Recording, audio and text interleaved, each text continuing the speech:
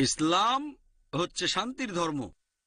তবে দুর্ভাগ্যজনকভাবে আন্তর্জাতিক মিডিয়ায় এখন দেখতে পাই ইসলাম ধর্ম সম্পর্কে মিথ্যা খবর আর কুৎসা প্রচার করে। আন্তর্জাতিক মিডিয়া ইসলাম সম্পর্কে বিভিন্ন ভুল তথ্য প্রচার করছে পৃথিবী জুড়ে। আর একটা আর্টিকেল অনুযায়ী ছাপা হয়েছিল টাইম ম্যাগাজিনে 1979 সালের 16 এপ্রিল, বলা হয়েছে যে এ পর্যন্ত 60,000-এর বেশি বই লেখা হয়েছে ইসলামের বিরুদ্ধে আর নবীজির বিরুদ্ধে। সময়কালটা 150 বছর, 1800 থেকে 1950 সাল পর্যন্ত। যদি হিসাব করেন তাহলে ইসলামের বিরুদ্ধে একটারও বেশি বই লেখা হয়েছে প্রতিদিন। তবে 9/11-এর পরে 2001 সালের 11 সেপ্টেম্বরের পরে এই প্রবণতাটা অনেক গুণ বেড়ে গেছে। এখন এই পার্সেন্টেজ, এই সংখ্যাটা অনেক গুণ বেড়ে গেছে।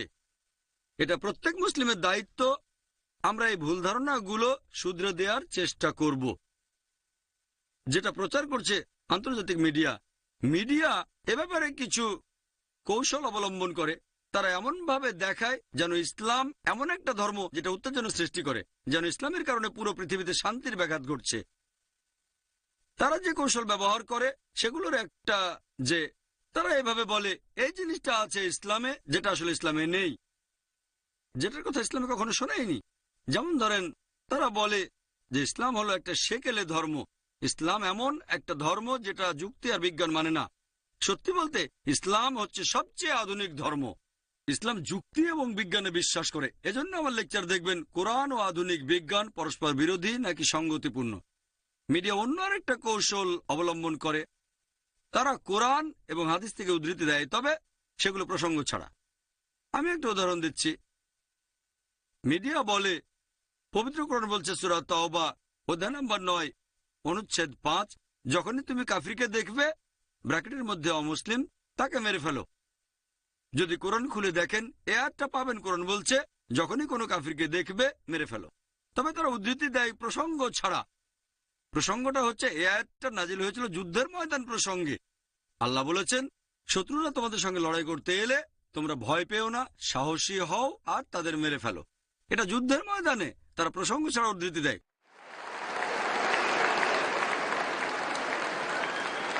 এখনকার দিনে কোনো আর্মি জেনারেল তার সৈন্যদের মনোবল বাড়ানোর জন্য এরকম কথা অবশ্যই বলতে পারে, শত্রু দেখলে ভয় পেও না, তাদের মেরে ফেলো। সেজন্য অবশ্যই বলবে না চুপ করে থাকো।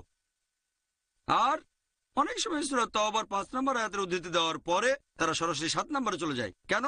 কারণ 6 নম্বর এটার উত্তর আছে।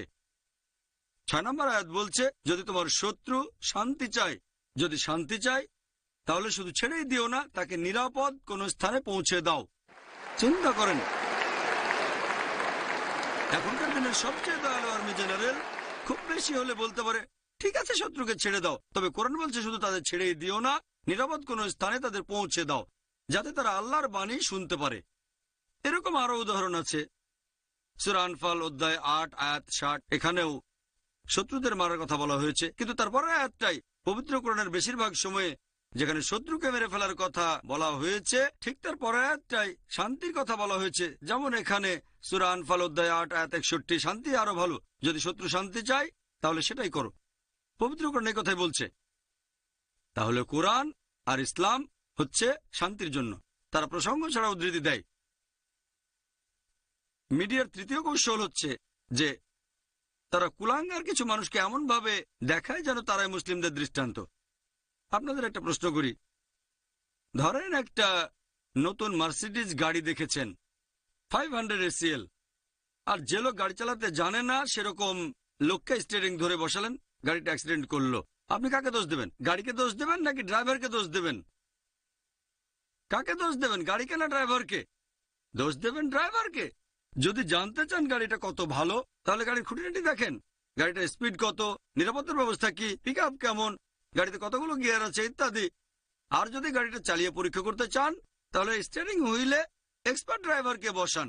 যদি ইসলাম ধর্মকে বিচার করতে চান তাহলে মুসলিমদের দৃষ্টান্ত দেখেন সর্বশেষ ও চূড়ান্ত নবী মুহাম্মদ সাল্লাল্লাহু আলাইহি সাল্লামকে।